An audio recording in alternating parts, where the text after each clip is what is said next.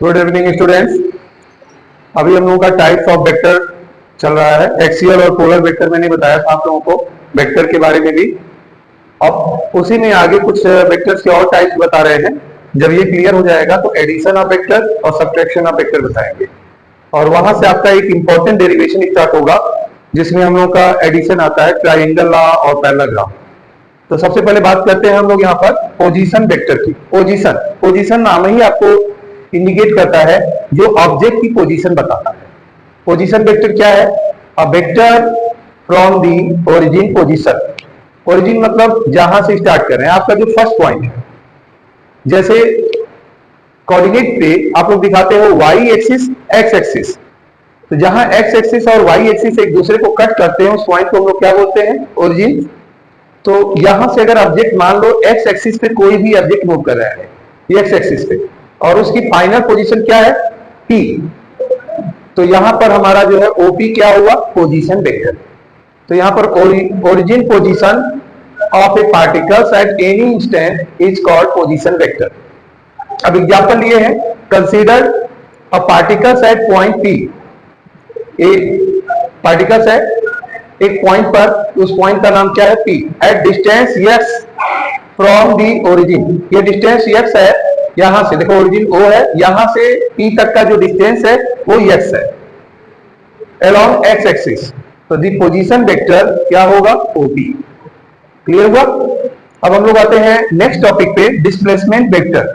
Class 9th में आप लोगों का एक टॉपिक था डिस्टेंस और डिस्प्लेसमेंट, उसमें डिफरेंस भी बताया गया था, कई क्वेश्चन भी थे। तो नॉर्मली हम लोग जब भी डिस्प्लेसमेंट के लिए जानते हैं तो डिस्प्लेसमेंट में सबसे इंपॉर्टेंट पॉइंट क्या होता है?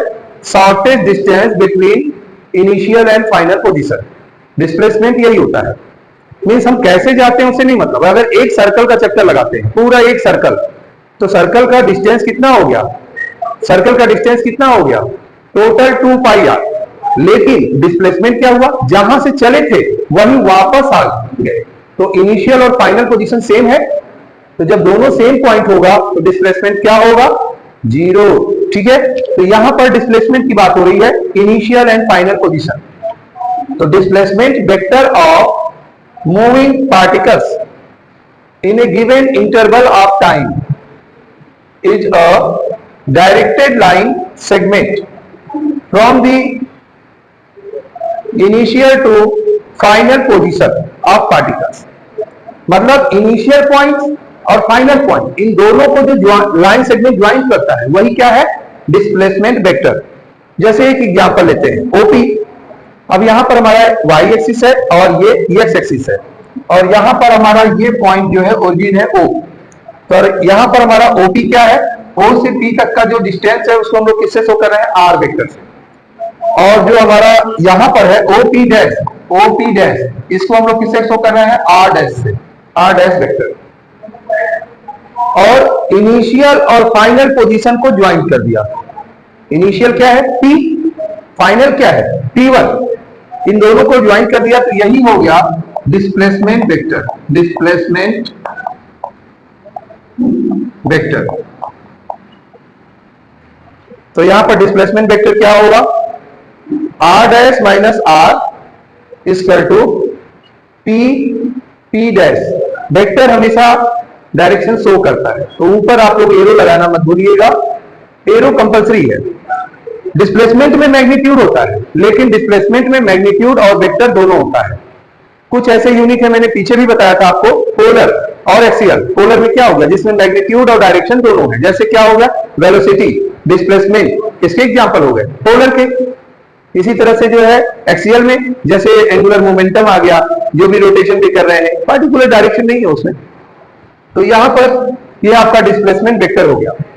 अब इसको आप कर लीजिए। तो फिर नेक्स्ट टॉपिक अभी आपको बता रहे हैं एडिशन, और एडिशन कराने के बाद जो है फिर आपका एक डेरिवेशन कराएंगे। इसका स्क्रीनशॉट भी ले सकते हैं आप लोग।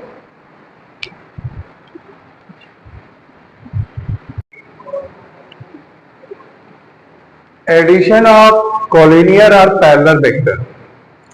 अभी जैसे बता रहे थे आप लोगों को वेक्टर के बारे में, तो कॉलिनियर मतलब क्या होता है? कॉलिनियर मीन्स क्या होता है?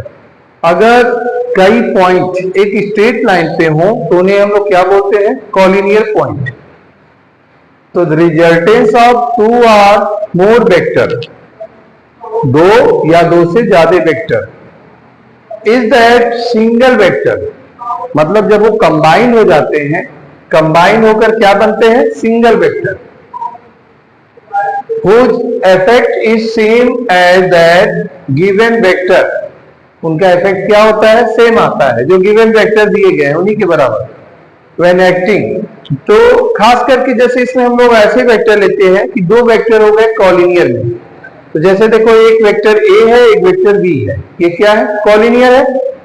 तो अब ये वेक्टर कॉलिनियर है, अगर इनको हम ऐड कर देंगे तो यहाँ पर रिजल्टेंट वेक्टर क्या हुआ, ए प्लस बी, वेक्टर ए और बी, इन दोनों के कंबाइन करने के बाद इनका इफेक्ट सेम आएगा। ये क्या है, कॉलिनियर वेक्टर, मतलब इनकी खासियत क्या है, एक स्ट्रेट लाइन में होंगे।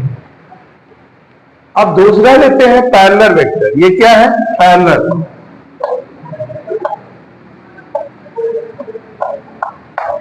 पैरेलल वेक्टर, ए वेक्टर और बी वेक्टर, ये दोनों क्या है, एक दूसरे के parallel. Parallel means do not intersect each other, कभी भी एक दूसरे को इंटरसेक्ट नहीं करेंगे, ऑलवेज हमेशा पैरेलल मूवमेंट इनका होता रहेगा। तो इन दोनों को कंबाइन कर दिया गया, तो अब एक सिंगल वेक्टर के फॉर्म में आ गया। ये दोनों वेक्टर पैरेलल है और इनको कंबाइन करने के बाद ये एक सिंगल वेक्टर के फॉर्म में आ गया।